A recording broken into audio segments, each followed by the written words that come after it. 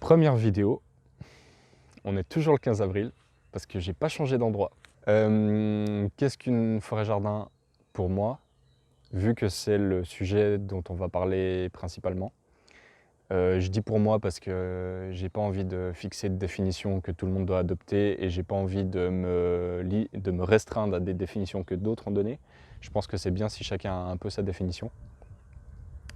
Donc pour moi, c'est un système agroforestier en environ 7 strates, sans moteur, qui soit capable de nourrir des humains.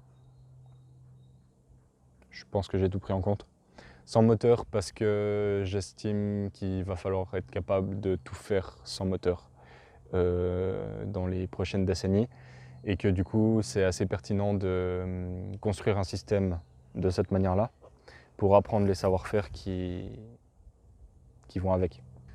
Nous sur cette parcelle, donc la forêt-jardin qu'on est en train d'essayer de mettre en place, notre contrainte et défi, c'est de le faire sans pétrole, sans eau et sans électricité. Donc en gros sans moteur, tout se fait à la main. Et quand je dis sans eau, c'est qu'on a de la récupération d'eau de pluie d'une surface d'environ 40 mètres carrés. Mais qu'à part ça, on n'a pas d'eau. On a un ruisseau à 1 kilomètre en dessous, mais je pense qu'à part pour boire, à la limite, on n'aura pas l'énergie qu'il faudra pour aller chercher de l'eau là-bas. Donc, le défi, c'est de penser nos systèmes, que ce soit plantes annuelles ou plantes pérennes, de telle manière qu'ils soient le plus autonomes possible. Et ça se fait au niveau des choix des espèces et au niveau de l'agencement des plantes. Dans cet épisode, je vais aussi évoquer rapidement, parce que j'imagine que c'est assez évident pour la plupart d'entre vous, pourquoi c'est souhaitable d'avoir des forêts-jardins partout. Dans forêt-jardin, j'exclus pas la culture de plantes annuelles, comme des céréales, le blé, ni l'élevage. On peut imaginer des forêts-jardins immenses, avec des sortes de clairières ou des zones plus herbacées, avec des vaches qui pâturent, avec des moutons, avec des poules. On peut tout imaginer. Actuellement, en Suisse, on n'a pas la place, parce que les terrains sont occupés. Ce qui fait que les rares personnes qui ont la chance, comme nous, d'avoir un terrain pour faire une forêt-jardin, on se contente de culture végétale.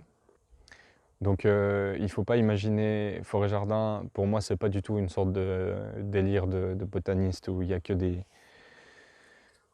pissenlits et des fleurs.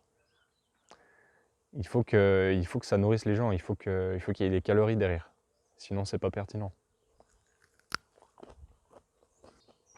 Donc rapidement pourquoi... Désolé, ça se fait pas. Rapidement pourquoi il faudrait des forêts-jardins partout.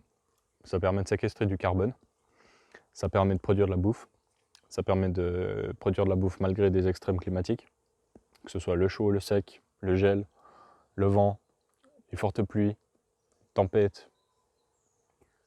Mais ça, c'est les systèmes agroforestiers de manière générale. Ça permet de régénérer la biodiversité. Il n'y a pas besoin de faire des calculs, vous mettez le pied dans un système agroforestier ou dans une forêt-jardin et vous entendez, vous voyez, il y a des insectes partout. Alors que dans les prairies de régras italiens, que dalle. Un truc non négligeable aussi, et que je souhaite à pas mal de monde, c'est de pouvoir se remettre en phase avec ce pourquoi on est fait, basiquement. C'est de se remettre en phase avec notre génétique en fait.